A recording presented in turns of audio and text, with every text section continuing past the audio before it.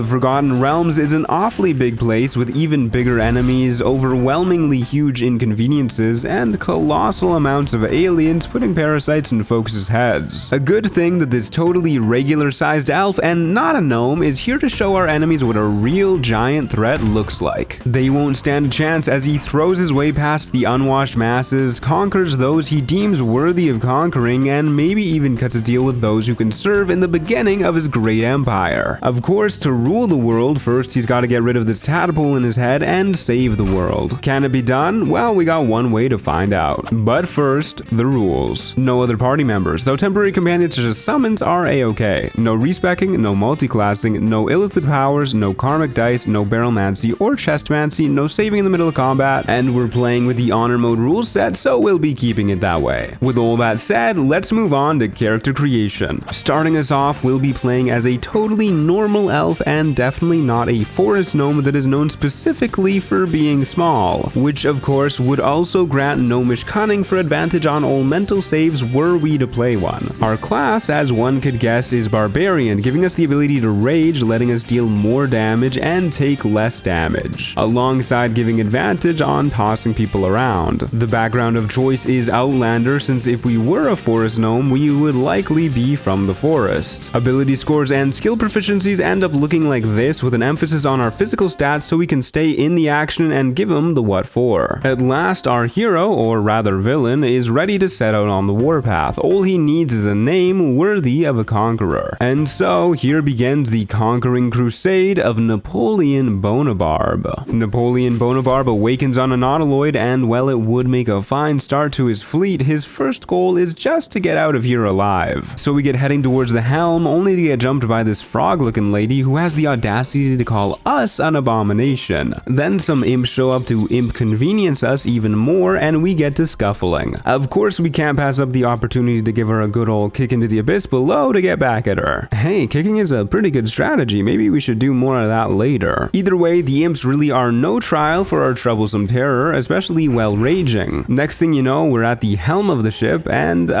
we can hold off on adding this to our fleet for a little bit longer. Instead, we rush over to the other side, connect some tentacles, teleport through space to somewhere a little bit more familiar looking, and get saved by magical means. Proof that we really are chosen to rule this world. Time for our journey to really begin. Of course, after, we get this dandy little hat to keep us warm, not that our hairline couldn't suffice or anything like that. Followed by killing some freaky looking brains lurking about, and finishing off a malevolent mind flayer, giving us enough XP for level 2, which grants danger sense and reckless attack. Danger sense gives us advantage on most dexterity saves so long as we're not blinded or incapacitated, and reckless attack lets us give ourselves advantage on melee attacks in return for giving enemies advantage against us. Then we're off towards the sounds of battle, where we see some goblins getting ready to conquer a druid grove. It would be a perfect force for us to lead, but unfortunately they mistake us for being on the side of the druids. Naturally, this really enrages us, and Napoleon makes good use of his new reckless attack. Our temporary allies do a pretty good job on their end, granting us temporary HP, and instantly cooking one of the goblins alive at one point. Well, they do continue to get big hits in here and there, one of them does get got pretty quickly. Of course, Napoleon plays his part impeccably, but that goes without saying. As the fight goes on, Zevlor, the tiefling on the high ground, continues to prove his worth, but we get the feeling this Will guy would have been more aptly named Won't. Either way, between Napoleon's whacks, Zevlor's killer aim, and Napoleon's whacks again, this fight gets cleaned up in the blink of an eye. Then we get let inside their grove, where we get denied payment, so naturally we stand tall and assert our dominance over this druidic dunce. Once inside proper, we head over to Aaron and buy the Ring of Flinging, giving us an extra 1d4 damage on all of our thrown attacks, a huge boost that'll stick with us for a while. Afterwards, we get exploring the grove and find the druids don't much like the tieflings, even to the point of trying to kill one of their children. And while it is the right of the large to rule over the small, we take the chance to show them who's boss by bossing around to the druids and saving a tiefling. Then we meet Nettie, who we tell about our tadpole, to which she tells us to unalive ourselves, and when we say we don't much feel like doing that, she takes matters into her own hands. So we show her what happens when a dwarf tries to rise above their station. A moment later, we find a hidden cave in the grove wherein we meet a little thieves guild led by Maul. She's pretty stoked that we saved saved her friend earlier and asks us to steal the druid's idol in exchange for a reward. Given the incident that just happened, we're more than happy to oblige with the help of a darkness arrow and fast traveling to camp before they can even realize what happened. Upon reporting back to Maul, she rewards us with the Ring of Protection, which won't stay with us forever, but for now it gives +1 to AC and our saving throws. Either way, we don't much care for all the people in this place, but it seems like the goblins are working for the Absolute who's leading the Illithids too, so we go looking for them. Instead, we find Raphael, who makes the immediate mistake of saying this. Looks like a gnome. Clearly, Napoleon is not short enough to be a gnome, but just to ensure Raphael's perspective is fixed, we promise to put him 6 feet under. It'll be a little bit trickier since he's apparently a rather powerful devil who wants to make a deal with us. Regardless though, we tell him we're gonna kick his butt into a pit if he keeps talking, and we're back to our adventure, where soon after we meet Scratch, a rather loyal hound whose master just died. Everyone knows that a good warlord always has a loyal hound, so we leave him our scent to find us when he's ready. As we continue on into a nearby village, we get ambushed by some more goblins who aren't nearly as intimidated by us as they should be, and so another fight kicks off. This fight is a little bit rough at first since we have to spend our first turn dashing up to the enemies who fire away at us. But once we get in their faces and kill one, then shove the other off of the roof, we're in a way better spot, especially since the folks on the opposite side of the road are stuck dashing to us. Things immediately get horrible again as we get crit hit down to 2 HP through a solid roof. Like, genuinely, how did that hit us? Thankfully, with our healing potions, we're able to keep ourselves topped up just enough so that we don't die and manage to get a bit of revenge on the folks who damaged us so bad. A goblin warrior from elsewhere in the village joins the fight, but that doesn't last too long either, and now it's just 2 folks across the road. Somehow, a fire arrow fails to make any fire around one of them who does not have the same problems against us, but we're able to get him with a dagger thrown right into his face the round after. With just a single booyag left now, it's just a matter of getting in her face and giving a good couple thwacks. Maybe the next goblins will think twice. For now though, these goblins were nice enough to give enough XP for level 3, granting our subclass Giant Barbarian befitting a man of our stature. Notably, at this level we get Giant's Rage, which increases our size category by 1 and doubles our rage bonus damage on throws. We also get an extra rage charge to go with it, and we learned Thaumaturgy for free, which is helpful when intimidating people outside of combat. Elsewhere in the village, some more goblins decide they want to tussle with our muscle after Thaumaturgy decides it doesn't want to put in the work quite just yet. And so, another fight begins. I guess they didn't want to think twice. Starting off, we show off our new Giant Rage and tower over their puny leader, who we then proceed to miss. Then we get shot a whole bunch by their archers and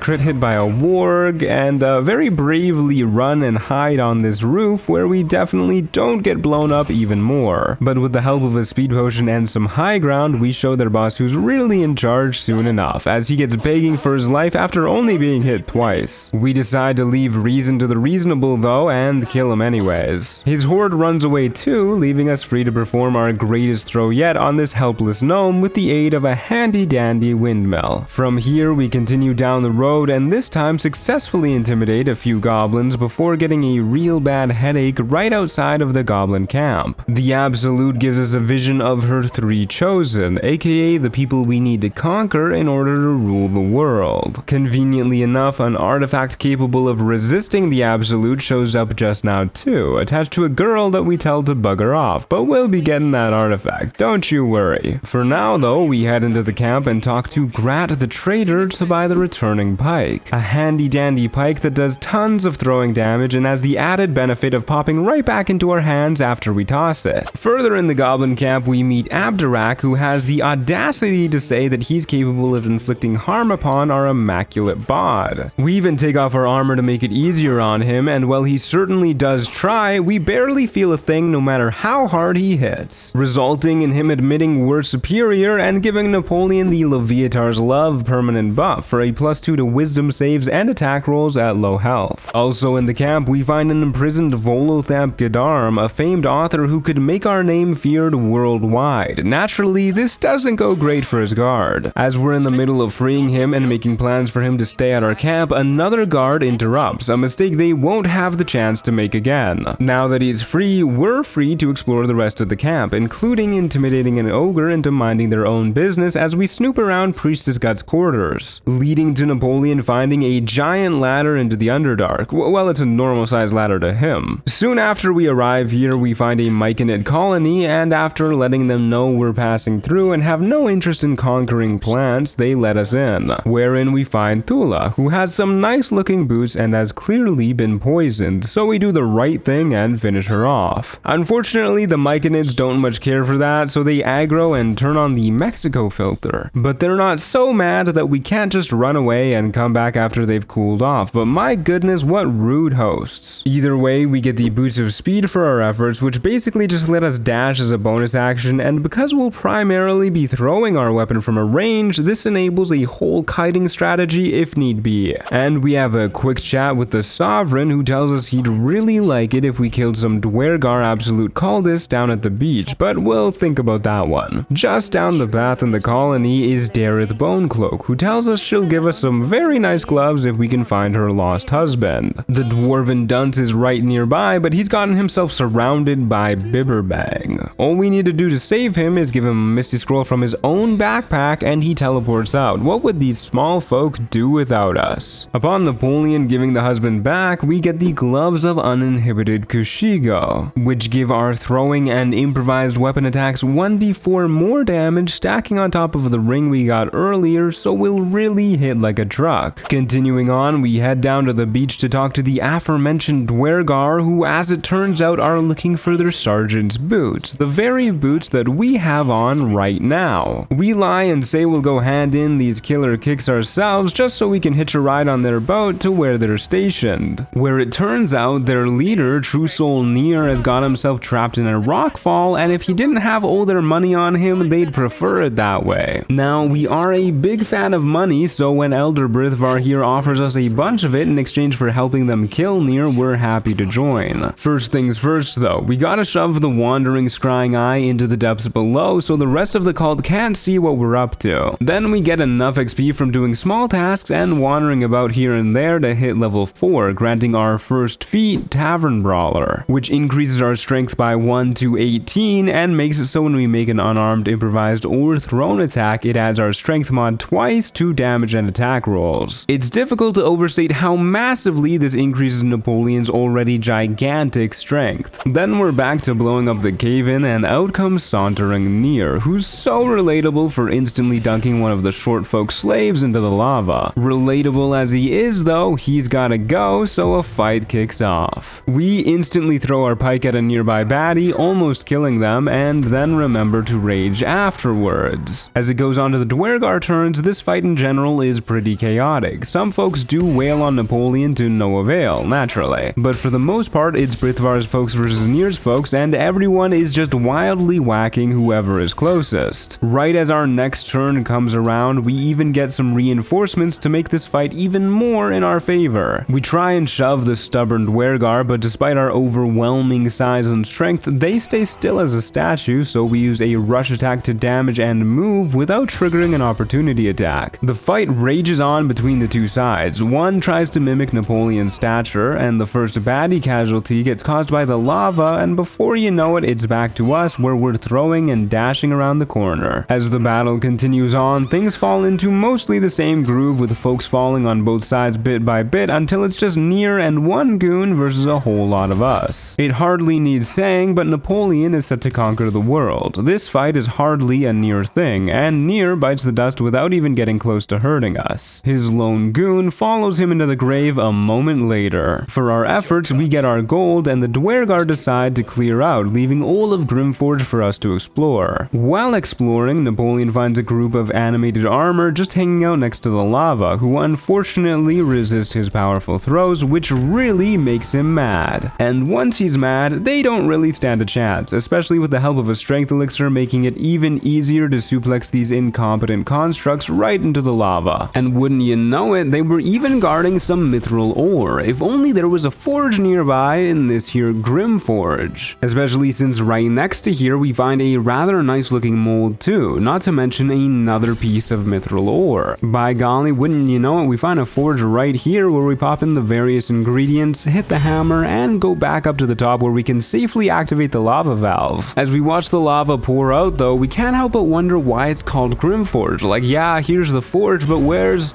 Oh, well, I guess that answers that. He may be a giant, cruel construct, but even now Napoleon looks down on such a puny figure as we toss all of our junk at it from on high and crush it slowly but surely. At one point, a bunch of magma methods do spawn, but with Grim working together with us, it's easy peasy to clear him out and go back to our epic showdown. 1 eon later, we finally finish him off with a real weapon to make sure the crushing damage doesn't steal our experience. The leap down is more of a casual step because of our massive legs, and once we're at the bottom we get our reward, the adamantine shield and adamantine scale mail. The shield is something we'll be using later, so keep it in mind, but the armor we'll be using right now, as it's 16 AC medium armor that gives crit immunity and sends folks reeling when they hit us to make them even more likely to miss. Now that we're sufficiently geared up, we go talk to Minthara, one of the goblin leaders. Since she can no doubt take us to the Absolute's headquarters, we tell her exactly where she can find the druid grove that she's been searching for. But she needs a day to get ready, so we go back to camp where Volo is ready to do a very legit seeming operation to remove our tadpole. After a very measured first approach and a clearly well-practiced follow-up from the legendary author, he gouges our eye out with nothing to show for it. Before Napoleon gathers his wits enough to rage, the spurious surgeon gives him an invisibility-seeing eye prosthetic and bolts away to as far as his short stubby legs can carry him. Either way, the next day we've got the perfect opportunity to let off some steam as we blow the horn and start the goblin raid, letting our callous conqueror show off just how evil he truly is. Between the titanic tosses from us, the barrage of arrows from our goblin pals, the extremely deadly bites from these building-sized spiders, and the absolutely insane numbers advantage, poor Zevlor doesn't stand a chance. A little further in, as the massacre continues, we find Won't from earlier, who really shows off what he's been working on all this time. Good job, buddy. The civilians themselves are like shooting fish in a barrel, leaving just the druids as any real threat since Minthara decided to not back us up with them. Luckily, however, the druids love just running into their own moonbeam. The only really scary one here is Kaga. However, our ability to keep her at a range while she focuses on the infantry lets us take her out in just one more round. The frontline fodder continues to do their task and distract, while we're free to take out the rest of the druids in just 1 or 2 attacks each. As we're celebrating at camp later that night, Minthara puts the moves on us, but we're just not that interested. It's a height thing, you know, she's just way too short. She does try and kill us because of this, but it's nothing we can't intimidate her out of. Instead, she gives us a fancy harp which we can use to summon a guide through the Shadowcurse lands and 2 Moonrise Towers, the cult's headquarters. To get there, we'll need to go through the mountain pass. A good thing we've now got Scratch joining us in our adventures. That's not all, we also have the artifact from earlier just showing up in our pack. Further proof that dominating the Absolute is our ultimate destiny. The next day, we're in the mountain pass talking to Lady Esther, who tells us a Githkresh has occupied the nearby monastery. And she also sells us the Periaptive Wound Closure, a handy amulet that makes it so whenever we heal for the max amount possible, making us much tankier. Then we continue on to the creche and find them corralling cultists. It seems we might be able to get some more info about them if we manage to talk to someone in charge here. First, we need to get inside though, and as we're looking for an entrance, we stumble across a room full of drunk kobolds, aka the Sword Coast equivalent of a rage room. This fight is pretty straightforward. All we need to do is throw our weapon and then use our boots to dash away, forcing all of our foes to spend their whole turns dashing as well. Thanks to our boots, this is a pretty hard strategy to go wrong, and with most of the kobolds going down in one hit, it's more stress relief than anything else. Once they're all dealt with, they even give us the experience needed to reach level 5, giving us extra attack, basically doubling our damage, and fast movement to increase our speed speed by 3 meters. On top of that, we also get Boot of the Giants, which is basically a better shove that also deals the same damage as an unarmed attack, plus it's only fitting for our enemies to end up under our heel. Upstairs in the monastery, we find some Grimishka too, who suffer a frighteningly similar fate to the kobolds, although this time with a little bit more kicking to boot. Napoleon also finds a room that appears to be meant to hold weapons. I wonder what would happen were we to fill out these pedestals. Maybe with some ceremonial weapons that we find scattered throughout the temple. As we get on the hunt, we find a ghostly guardian protecting another weapon that goes down easy peasy. And on the roof, we find a couple of big birds, who of course instantly start calling for help when they see the might of Napoleon. But with the help of a Colossus elixir, both our damage and our stature are more massive than ever before. Just look at that log. To further test our strength, we bully the hatchling that was left behind, only to loot their nest for yet another weapon. We do also find a giant cannon looking thing up here though, so we decide to hold off on the weapons for now in case things blow up. Instead, we find the front entrance to the creche under this place, fail to intimidate the guards, and get dragged into another fight. Unfortunately, they get to go first, leading to them landing a few solid hits, which only enrages us, followed by a throw, and then we toss a speed potion and with the extra action heal up. One of the baddies wastes their turn jumping at us, another fails with a spell, and the third and fourth kinda just run around in circles in sheer terror. So we kick these surly swordsmen off of us in order to get a clean angle on the spellcaster, taking them out in a few throws, then wedge ourselves back in the corner where it's hard for them to get line of sight. Napoleon does dodge a couple more blows from the melee menace, but the Ardent deals guaranteed damage no matter what. Since the old giant boot doesn't work wonders this time, we only manage to land one hit on the Ardent, using our last action to refresh our speed pot as the enemies wail on us some more. With a solid kick next round, a regular throw of our pike, and a bombastic boom from a smoke powder bomb, we take out the Ardent with an action to spare to heal up. Now that there's only 2 of them left and they both primarily do physical damage, we're not worried at all. In fact, it only takes a couple more rounds to finish them both off. Kicking open the front door, we're ready to throw down and get our revenge for being treated this way, but I guess those guys weren't well liked since no one seems to mind that we're here. Those guards alone were pretty tough though, so we figure we should look for more power before decimating this whole place. Which leads to us finding ourselves back in the swamp where we see an old lady being accused of stealing these 2 fellows' sister. This lady is clearly more than she appears, however, as she wipes them out with just a wave of her hand. If we can get power like that, we'll be set. But rather than managing to track her down, Napoleon bumps into a bunch of mud mephits and wood woads. Sylvanas only knows how they've managed to last so long here, since they are certainly not tough enough to be able to afford picking fights with everyone who wanders by. They were guarding a fancy looking chest with the sparkle hands in it, which we won't be using for a while still, but once again keep these in mind. And wouldn't you know it, just down the path we run into Ethel, who's accosting what must be the kidnapped sister. She even has the audacity to call us a barbarian with old brawn and no brains. Why, we'll show her. It seems she's being rather careful with the young lady as she sends her away from us before turning into a horrible hag. And the fight once again begins. This time with reinforcements coming in the form of gnome-like redcaps. The sight of those little buggers enrages Napoleon as he gets prioritizing their blood sages so they can't use any of their wicked magic. They've still got a bit to reach us, so they spend their turns dashing. Meanwhile, Ethel very smartly runs away. Unfortunately, we can't get an angle on the remaining blood sage, so we just hit whoever's closest and then use our speed to skedaddle backwards, once again forcing our foes to dash. The angle is just a little too awkward for our massive pike to get the sage, so we resort to using a couple daggers that we've been stockpiling for just the occasion. Since we no longer need to worry about hold person, the remaining 2 regular redcaps get shown just how true the old saying, height makes right, really is. Following that, we chase Ethel into her basement where she doubles on the intelligence insults, but I'll have you know our brain is just as large as the rest of us. Then she once again disappears further into her abode. But no matter how many loathsome lackeys the hideous hag puts in our way, they are no match for Napoleon. We even get beating people to death with other other people just to show how little chance they stand. A couple good boots and even better throws and they too are dealt with. The lady of the house tries to confuse us with poison fogs and explosive traps, but one solid featherfall fueled leap and we're at the bottom. Who's got the little brain now? Using an invis potion, we managed to free the young lady Mayrina to use as leverage, and our special Voloi manages to spot Ethel lurking right next to us. So we use a darkness arrow to put ourselves into a fight with her while giving us cover. The examine function easily reveals the real one as she summons illusions, since only the real one has Fey life, so we just hit her and then make sure to end our turn in a darkness cloud, causing every single version of Ethel to just stand there and stare at us since they can't target us. Because we do so much damage and get a lucky crit hit, it only takes a couple more throws to reduce her under 30 HP, whereupon she promptly surrenders at the start of her turn, begging desperately. Sure enough, she offers us the power we want in exchange for leaving with her life and Mayrina. And we don't really care about the girl, so Napoleon gladly accepts, to which Ethel gives us a piece of her scalp. Yum yum, get in my tum. Upon eating it, our base strength goes up to 19, which isn't really relevant right now, but it will be later. We're still not feeling as strong as we'd like even with that increase, so we get training by slaughtering everything we see, starting with a fishman cult, then some newborn gnolls, followed by their presumed parents who were attacking some helpless folks. Of course, we get the helpless folks while we're here too, stealing whatever they were guarding. Then Napoleon convinces some cultists to call a bunch of owl bears. Don't worry, he killed them before they got the cub. He's not a monster or anything. The Dwergar on the beach from way back when don't escape our wrath either. When we tell the Myconids, they're so stoked that they throw a dance party and give bliss spores, granting a d6 bonus to pretty much all of our rolls till our next rest. At which point we also decide to put the ceremonial weapons on their appropriate pedestals, which doesn't blow anything up and actually gives Morning Lord's Radiance for 1d4 extra radiant damage on everything, also till our next rest. Finally, we feel more or less ready to get our revenge on the Kresh for their earlier welcome. As we go to track down the leader, we see this lady raise a force field behind him. To prepare, we down a psychic resistance elixir, then get ready to take that key by force. Turn 1, we just down a speed potion and make as many throws as we can on her, bringing her down super low. Her ardent ally does barely anything to us. She herself casts blur to try and escape our wrath, but her wolves absolutely lay into us while reinforcements start crowding in. To make things worse, we start raging and crit miss our first throw, followed by the second, barely failing to kill, leaving us to heal up with the last action. Thankfully, she does the classic dash up to us and then misty step away tactic that Gith are famous for. The archer that joined only lands one hit, and the wolves aren't very scary now that we're raging, allowing us to finish off the boss lady before she remembers she has a terrifying spell list, then get to work on the rest of the folks in here, and of course refresh our speed potion when needed. Blow after blow comes raining down on our champion, but his stalwart strength is unmatched, especially thanks to a psychic resistance elixir, meaning this is actually a pretty straightforward fight to clean up. A couple throws for each enemy, and the odd healing potion here and there has us safe and sound. If only the Gith could say the same. We're not satisfied with just these Gith though. We're gonna slaughter all of them, using everything at our disposal too, even wall of fire scrolls and bombs to deal massive AoE damage, and you can't forget kick after kick too. Once even the folks in their youngling school and hatchery have been dealt with, the nefarious Napoleon reaches level 6, giving us an additional rage charge per long rest and elemental cleaver. This ability can be used for free only while raging, grants an extra 1d6 damage of our choosing and the thrown property to whatever weapon we're holding, while also making it return to our hands after we throw it. I won't lie, I do forget to use it like a million times this run, so bear with me. Then we talk to their leader Wargaz, who is a fan of our work and clearly doesn't know what's happened in the rest of the Kresh. Before we can do too much yapping, the god queen Vlaakith shows up, asking us to kill whoever is inside of our mysterious artifact that we picked up earlier. Unfortunately, we're not strong enough to deny a god quite just yet, so we oblige, but we'll remember this. Inside, we find the personification of the voice in our head, who keeps telling us to do stuff that we don't want to. That'll teach them to think that they know better. But it was just an illusion, and we can't actually kill them, which just makes us want to do it even more, but for now they tell us the Gith on the outside are gonna try and kill us and give us a bless that lasts until we next rest. Stepping back into the real world, we down a speed potion with Scratch at our side and one of the Gith greatswords in hand for the initiative boost and raw damage that it gives. The final fight kicks off and Scratch triggers an attack of opportunity, so while Wargaz can't parry us, we get raging in response, instantly using our elemental cleaver to gain extra lightning damage. Then we throw,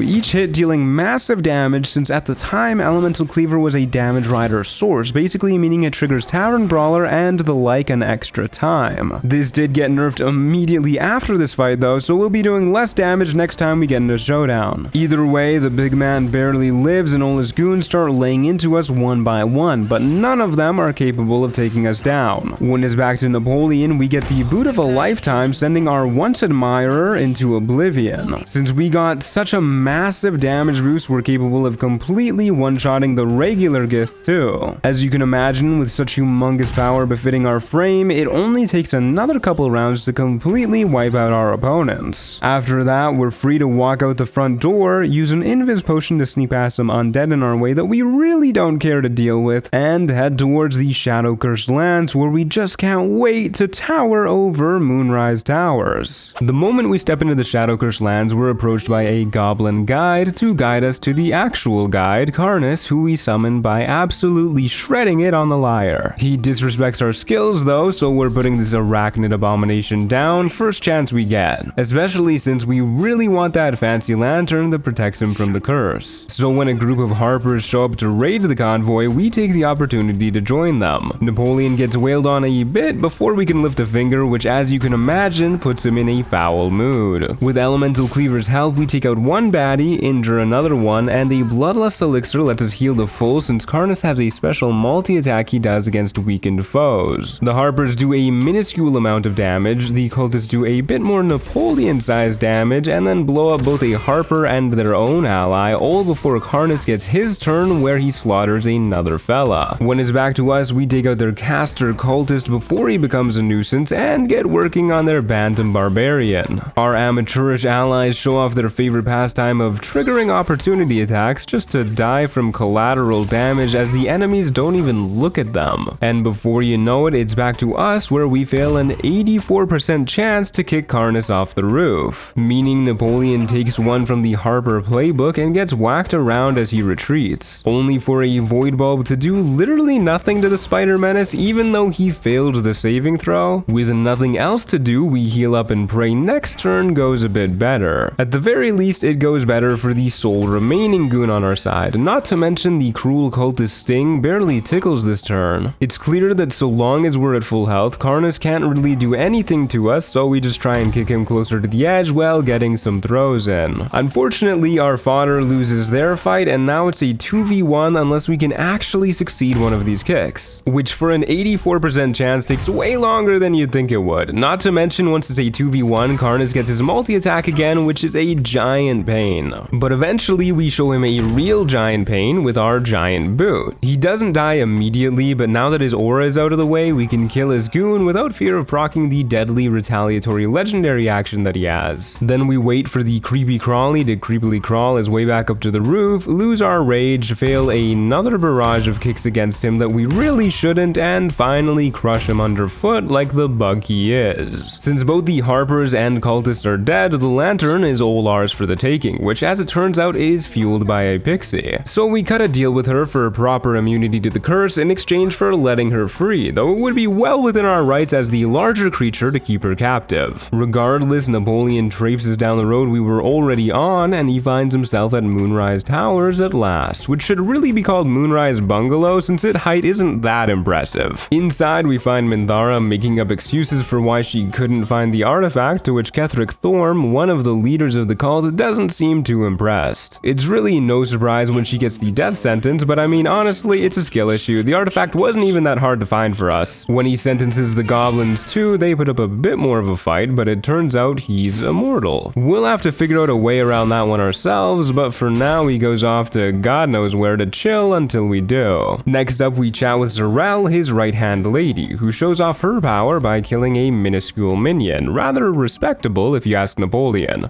But she makes the mistake of threatening us, followed by demanding we obey, which isn't really our kind of shindig. Much to Zarel's Ezebel's chagrin. And since we can't take on the towers by our lonesome just yet, we down an invis pot and decide to come back at a later date with vengeance in hand. For now, we get looking around, scouting the lands we are to conquer in search of more power. This does result in us stumbling across a group of undead, but they're not terribly imposing. In fact, most of them die in just a couple hits, and they can barely hit us at all themselves. Before you know it, the shambling shadows and unworthy undead follow the same fate as all our foes. Speaking of fiendish foes, as the search continues, we bump into Raphael, who sings us a little ditty he's been practicing about how we'll die if we go in the Thor mausoleum right in front of us. That sounds all well and good, and it's nice to know something is in there, but we're more worried about getting power first. Which is why we're elated to fillet some fish. There sure is a lot of Kuatoa calling to be conducted, but it is more than a blast for Napoleon as we slaughter them with our sword and bloody them with our boots till they regret not having evolved wings instead of gills. Once they're all out of the way, we get not one but two lightning jabbers from the corpses of their chiefs, which have us switching our gloves to the sparkle hands and throwing on the adamantine shield at last. The jabbers are +1 spheres that deal an extra 1d4 lightning damage when thrown, and the gloves, despite not saying it, grant their 2 lightning charges on thrown attacks, and the extra lightning from jabber attacks, and the extra lightning from elemental cleaver, meaning we get 6 lightning charges per throw. Having at least 1 gives us 1 more lightning damage and +1 to attacks, but if we have 5, then they get consumed on the next hit to deal an extra 1d8 damage on top of that. So basically, we're doing a whole lot of lightning damage now. As our search for unlimited power continues, we stumble across a safe area that must be where the Harpers came from. The moment we get here, another diminutive druid decides to disturb Napoleon, blocking our entry into the last light inn. Her weak little plants can't hold us, of course, but before things get too violent, an undercover true soul Marcus shows up to vouch for us. Of course, we're not the biggest fan of the cultist at the moment, so we just sell him out and a fight kicks off with him immediately summoning a whole bunch of detached hands before vanishing into thin air. How he does this, I'll never know, but it sure is a handy ability. Each of them has 5 HP, so Jahira is able to one-shot the vast majority with 1 single spell, and the rest follows suit with a couple throws from our mighty conqueror. Now that we've proven ourselves to not be working for the Absolute, we get to roam the grounds of the inn freely. So we head straight to Quartermaster Tally, who sells us our new Forever Cloak, the Cloak of Protection, granting a simple +1 to AC and saving throws. Then we're chatting to Jahira again to see if they have any useful information we can garner. Unfortunately, all she really tells us is that she wants us to infiltrate Moonrise and pose as a true soul to get information, but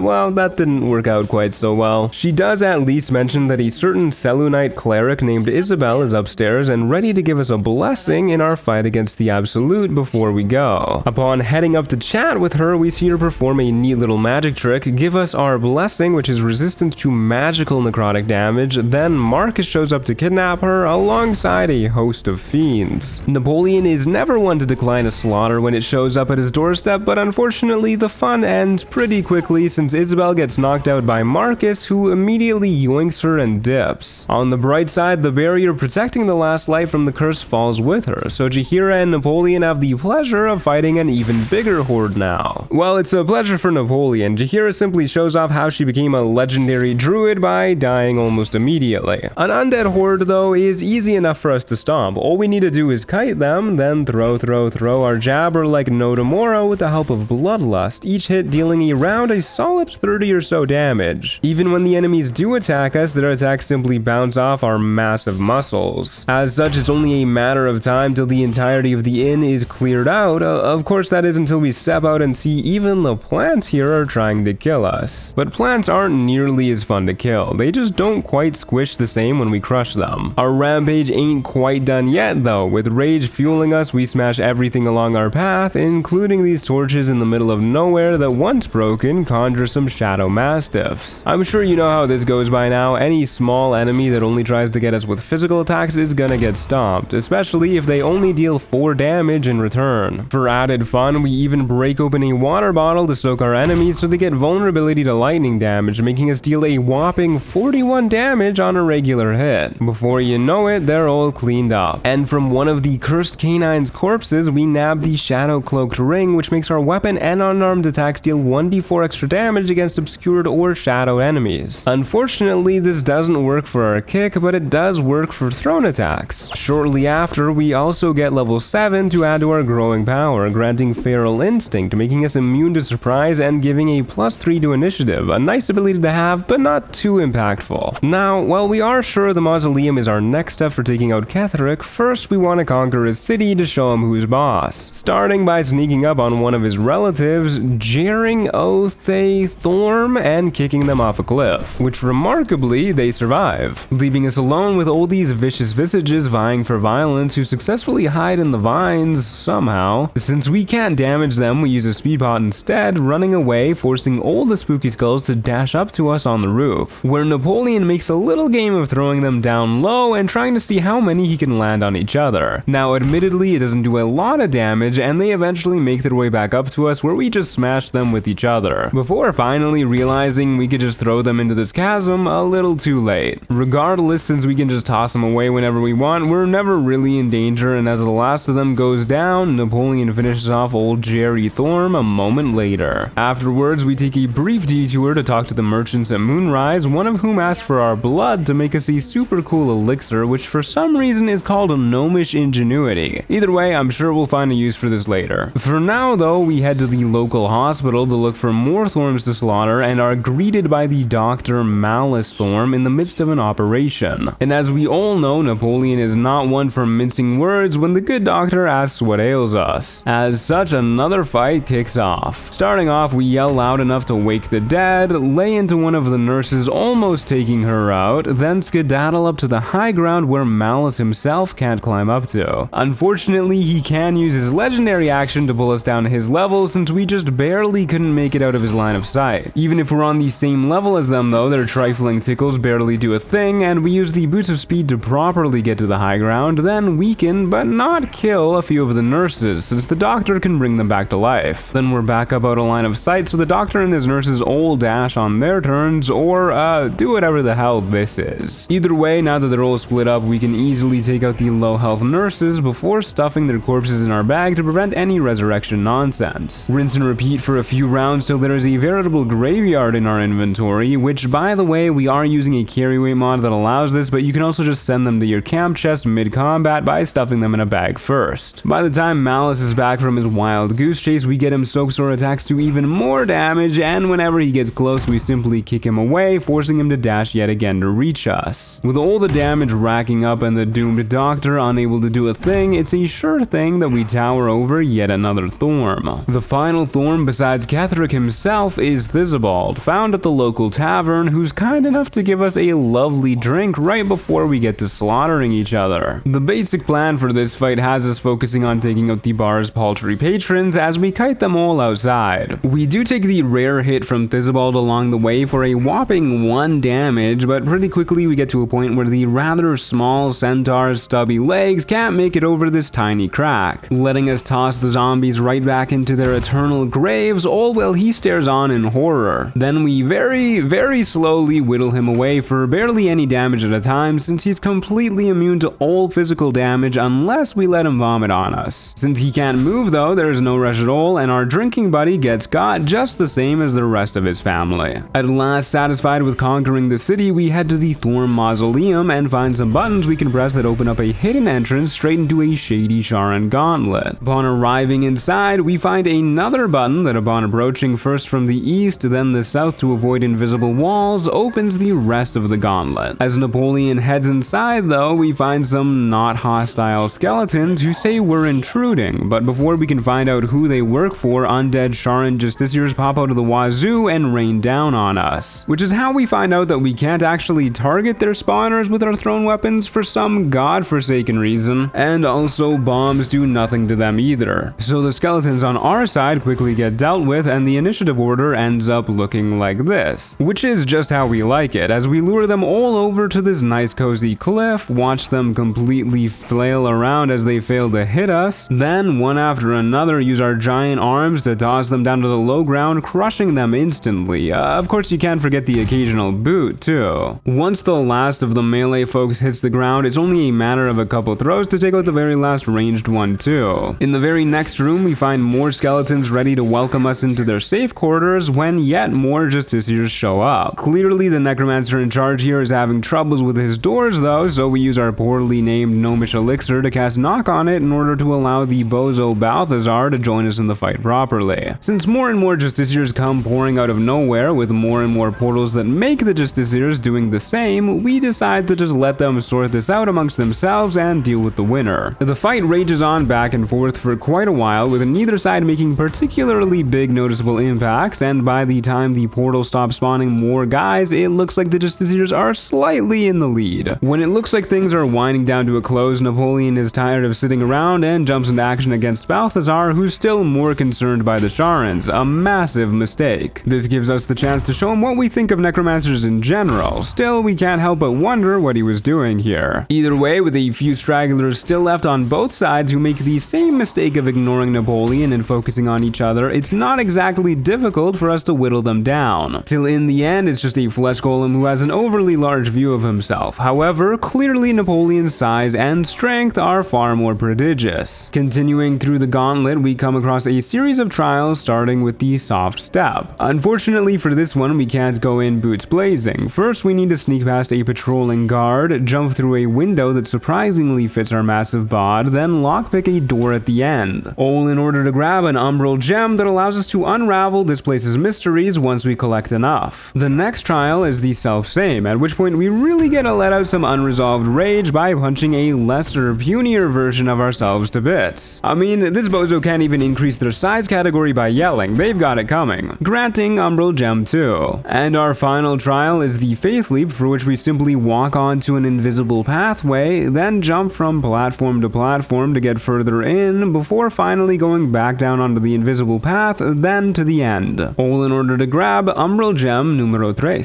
Alas, we do need a fourth one, and as we're searching, we find a bunch of bookworm bozos in a library. Naturally, we set to put a stop to any foolish reading. Compared to the hordes that we've slaughtered just upstairs, these guys are nothing, especially once we find a cliff to start throwing them off of. Once we've cleared out the last of them, we find a pedestal that opens a hidden door, wherein we find Dark Justiciar half-plate and a Dark Justiciar spear that we feel a kindred bloodlust with. Regardless, we also find the Dark Justiciar helmet that increases our con saves by 1, all our spell saves by 1, and while we're obscured also expands our crit range by 1, so we get those big juicy hits more often. Continuing the search for the fourth one leads us to a group of devils ready to ambush Napoleon that we sneak up on instead with invis and speed potions active. Then start the fight by tossing one of our lightning jabbers, going first thanks to a vigilance elixir and of course raging at the audacity of these fiends. We have Scratch move a water bottle right next to the baddies for us and pop it open with a bomb that explodes multiple times thanks to lightning charge damage rider nonsense. Now that the big one is wet, we use our last throw for a whopping 46 damage before passing the round to him.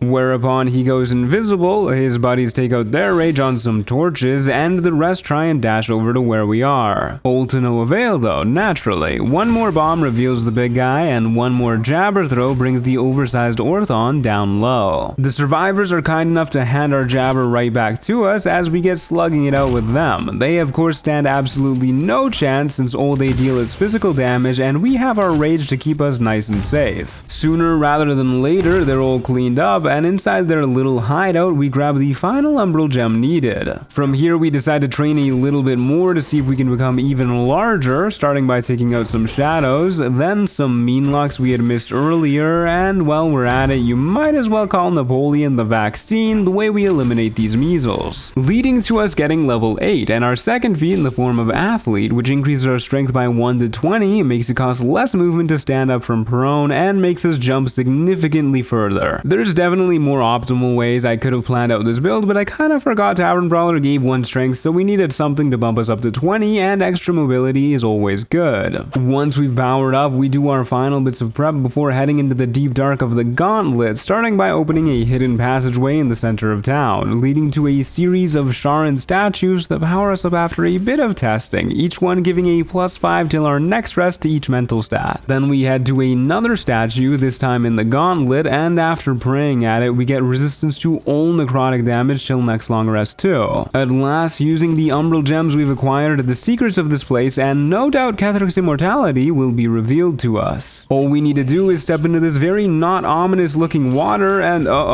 that can't be good. Turns out it was just Shar's way of inviting us into the Shadowfell, wherein lies a lone figure at the bottom bottom of this massive prison. And once we reach her at the bottom, we realize that this is what the spear we picked up earlier is meant for, forever ending the night song and the source of Kethric's immortality. So we get ready to be Shar's weapon if it means defeating Kethric and put an end to the night song, just for her to be completely fine. Despite there being no dialogue or cutscene of any sort, this does also make us officially a Dark Justiciar of Shar, so I guess that's nice. But the night song is pissed at us and rants for a small eon about how she'll kill us. Regardless, we don't have much of a choice at this point, so we free her and all is forgiven, returning her to her full strength as Dame Aelin, the legendary daughter of Selûne. As she flies off to Moonrise Towers to go get our good work started, all's well that ends well. Though Shar really needs to fix this stupid spear. Afterwards, we head back to Moonrise Towers to finally get our revenge for their earlier treatment, and even with their amassed armies, we're not worried. Napoleon starts by showing them just how gargantuous his rage for them is, then pelting Brynn over here a couple times, knocking them out completely, triggering our Bloodlust elixir, allowing us to get to work on the other pitiful paladin before kiting them backwards a wee bit, forcing most of them to dash, one of them to do whatever the hell this is, and Z'rell uses a black hole to slow us down. Despite being slowed down, we're still able to finish off one of their archers, giving Napoleon another action for which we rush attack away from the crowd to continue the kiting. This time it works out even better than the last, minus some bashing, as Z'rell herself also dashes and we're able to get through unslowed. From here, we're able to engage our kiting strats to their maximum ability, attacking whoever is closest to us, then running further into the darkness for all the little-legged lackeys to follow. Rinse and repeat for a few rounds until most of the folks are massed up in one big clump, whereupon we introduce them to the bomb collection that's been growing in our backpack, taking out their leader and leaving just a few stragglers.